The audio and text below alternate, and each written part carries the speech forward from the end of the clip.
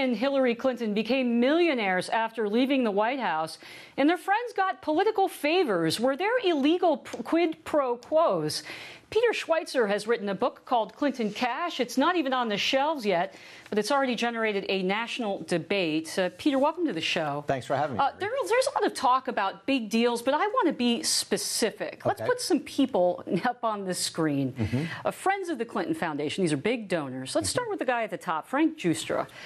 What was his relationship to the Clintons, and how did he profit from it? Well, Frank Giustra is one of the largest contributors to the Clinton Foundation, and he has gotten help from the Clintons in all sorts of areas. There was a uranium deal that took place in Kazakhstan, which he made at least tens of millions of dollars off of. There's also a series of special favors he got from the Colombian government as a result of the Clintons' intervention. And there's also actually taxpayer-backed loans for a mining project in Mexico. So the list goes on and on. And this was happening while Hillary was Secretary of State. That's correct. Donations coming into the foundation, and she's the Secretary of State. Okay, Ian Telfer, who's he? Ian Telfer is the chairman of a uranium company called Uranium One. It's owned by Rosatom, which is the Russian state atomic nuclear agency.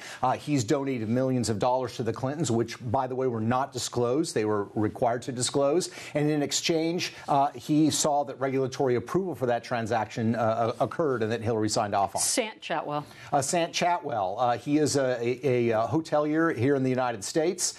He was very interested in seeing sanctions lifted on nuclear exports to India. He actually has been very candid in saying he spent a lot of money to get this deal through. What's surprising, of course, is that Hillary was opposed to this deal. There was an influx of tens of millions of dollars, and then she reversed course, even though her advisors still were opposed to that project. So that's one group of friends. Another group that hasn't gotten a lot of attention are the friends of Bill and Hillary who worked in Hillary's State Department and were allowed to have an outside income while they were getting paid by taxpayers. Again, we're going to put some names up on the screen: Cheryl Mills, Caitlin Klavoric, Uma Abedin, and Elizabeth Bagley. How was this allowed? Is this legal, Peter?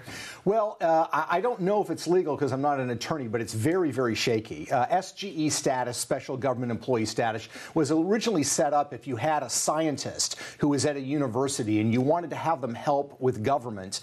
You could give them special government status where they could maintain their university position. The problem is, in this case, people like Uma Abedin are not academics. This was really a way that allowed them to create this blur between the Clinton apparatus, which is consulting services, the Clinton Foundation, and their official status at the State Department. Well, then there was that third group of beneficiaries.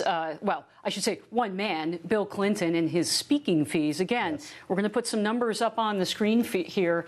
Largest fees were paid when Hillary was Secretary of State. Is that a coincidence? I don't think it's a coincidence at all. I mean, most of the times, ex-presidents, Bill Clinton included, they get a lot of fees early on. It declines over a matter of time. Bill Clinton's average speaking fee is about $175,000 a year. His wife becomes Secretary of State, and a lot of those foreign speaking fees triple. And these are people that have never paid him to give a speech before, and they are not coincidentally people that had business. Peter, have you been contacted by the Clintons or any of their associates? No. I mean, they've certainly said a lot of scurrilous things about me, but no, they have not contacted me directly. Okay.